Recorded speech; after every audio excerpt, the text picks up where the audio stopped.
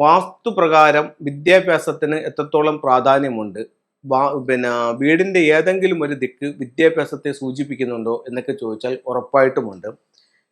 നമുക്ക് ഒരു വീടിന്റെ വാസ്തുദോഷം മൂലവും വിദ്യാഭ്യാസ സംബന്ധമായിട്ടുള്ള തടസ്സങ്ങൾ ഉണ്ടാവാം. ചില കുട്ടികൾ പഠിക്കാതെ പോകുന്നുണ്ട്, അത് വേറൊരു രീതി. പക്ഷേ വാസ്തു തകരാറ് മൂലം വിദ്യാഭ്യാസം മുന്നോട്ട് പോകാത്ത വീടുകളും കുട്ടികളും ഉണ്ട്.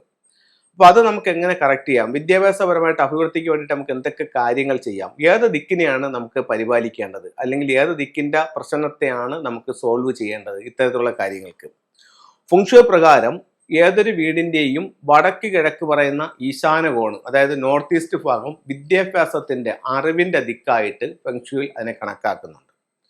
അപ്പോൾ നമുക്കറിയാം വാസ്തുവിഷന്റെ ശിരസ് വരുന്ന ഭാഗം വടക്ക് കിഴക്കാണ്. അവിടെ ബ്രെയിൻ അത് ബുദ്ധിയുമായി ബന്ധപ്പെട്ട് നിൽക്കുന്നു. അപ്പോഴത്തേക്ക് അറിവിന്റെ, ജ്ഞാനത്തിന്റെ, വിദ്യാഭ്യാസത്തിന്റെ ദിക്കായിട്ട് ഫെങ്ഷുയിൽ വടക്ക് കിഴക്ക് ഭാഗത്തെ കണക്കാക്കുന്നു.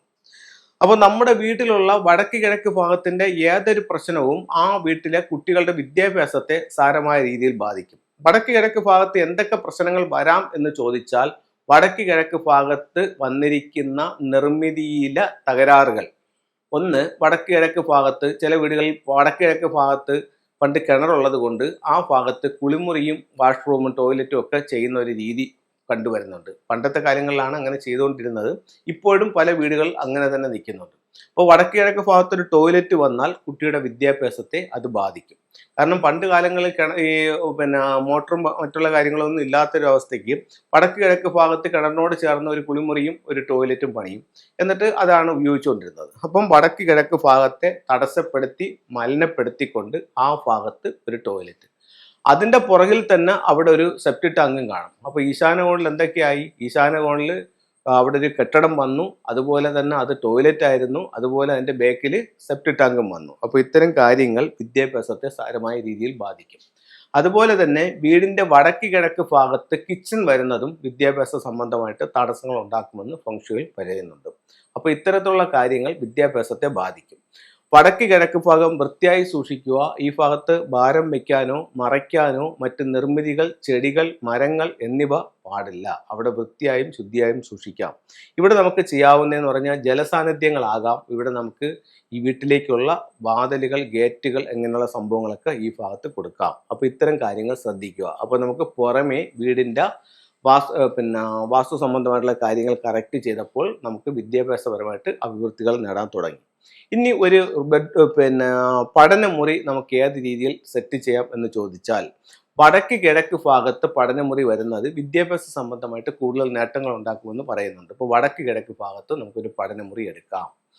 ഇനി ഫെങ്ഷു പ്രകാരം അതെങ്ങനെ സെറ്റ് ചെയ്യാന്ന് ചോദിച്ചു കഴിഞ്ഞാൽ, ആ കുട്ടിയുടെ ഡേറ്റ് ഓഫ് ബർത്ത് എടുത്തിട്ട് അദ്ദേഹത്തിന്റെ 4 ഭാഗ്യദിക്കുകളിൽ 4ാമത്തെ ഡയറക്ഷനായിട്ട് കണ്ടുപിടിക്കുക. അപ്പോൾ കുവാ നമ്പർ 8 വരുന്നൊരു കുട്ടിയുടെ വിദ്യാഭ്യാസത്തിന്റെ ദിക്കെന്ന് പറയുന്നത് നോർത്ത് ഈസ്റ്റ് ആണ്. അപ്പോൾ നോർത്ത് ഈസ്റ്റ് ഭാഗത്ത് എടുത്തിട്ട് അത് ആ ഭാഗത്തോട്ട് നോക്കിയിരുന്ന് പഠിക്കുക. അതേപോലെ തന്നെ നമ്മൾ ഇരിക്കുമ്പോൾ നമ്മുടെ പുറകിലായിട്ട് ഒരു സ്ട്രോങ് ആയിട്ടുള്ളൊരു വാൾ ഉണ്ടായിരിക്കണം.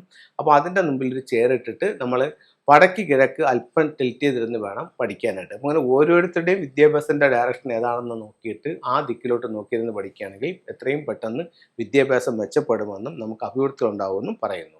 ഇനി അവിടെ ഉപയോഗിക്കാവുന്ന ചില ടൂളുകൾ എന്ന് പറയുന്നത്, ഒന്ന് പഗോഡ ടവറാണ്. ഇതിന് എഡ്യൂക്കേഷൻ ടവർ എന്നും പറയും.